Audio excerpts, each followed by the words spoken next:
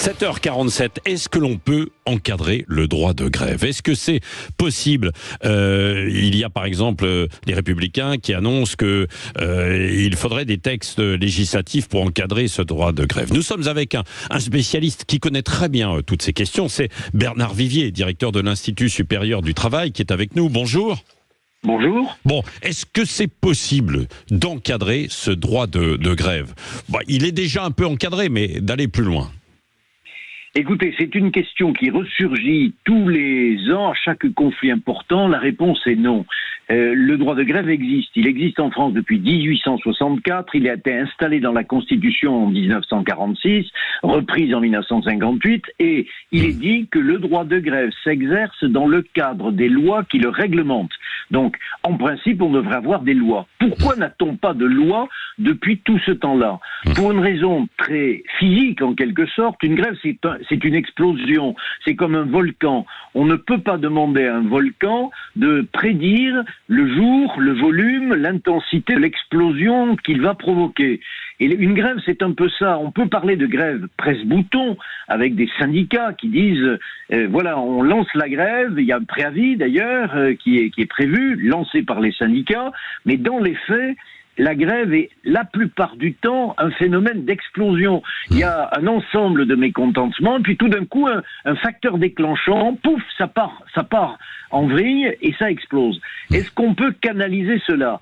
Alors oui, il y a des règles, notamment pour ceux qui assurent une mission de service public, d'autorité. Un personnel pénitentiaire, un militaire, un policier ne peut pas faire grève comme il l'entendrait, mais c'est très très difficile. Alors, il y a d'autres exemples. Il y a l'Italie. On en parle beaucoup en ce moment.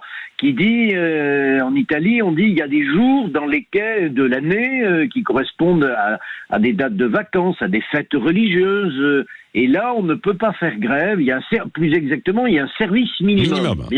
Voilà, il y a un service minimum. L'idée de service minimum, elle traîne depuis longtemps. En 2007, Nicolas Sarkozy avait voulu installer le service minimum. C'est un bel effet d'annonce. Juridiquement, ça peut pas aller très loin. Le Conseil constitutionnel pourrait aller vite retoquer ces mesures au nom du droit de grève.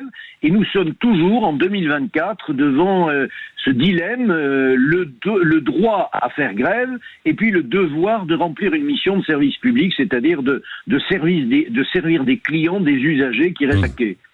Pourtant, ça existe dans certaines professions, vous l'avez dit, c'est-à-dire tout ce qui est autorité, les milieux médicaux, où il y a quand même des services minimums qui fonctionnent. Pourquoi ça ne fonctionne pas pour les transports? Parce que c'est moins capital que d'autres? Oui, d'une certaine façon, oui, parce que se déplacer n'est pas absolument, je dis bien absolument empêché par une grève dans un moyen de transport. Je prends un autre exemple. Quand un hôpital se met en grève, il peut y avoir, c'est le préfet qui le décide, une réquisition. C'est-à-dire on dit aux infirmiers, aux médecins, vous devez aller travailler. Mais il faut, pour que cette réquisition soit valable, qu'il soit prouvé que les malades ne pouvaient pas se diriger vers un autre hôpital proche qui lui fonctionnait. Donc c'est un peu la même chose. Vous pouvez prendre la voiture si vous ne prenez pas le train. Évidemment, quand on est usager, quand on est voyageur, c'est insupportable. Et c'est la situation que nous vivons aujourd'hui. Merci beaucoup, Bernard Vivier. On voit qu'on n'est pas sorti de l'auberge à ce niveau-là, et que ça fait des années déjà que ça dure, ce débat autour du droit de grève et du service minimum. Vous vous souvenez de Nicolas Sarkozy, qui avait dit en France, quand il y a des grèves, ça ne se voit plus. C'est pas tout à fait le cas.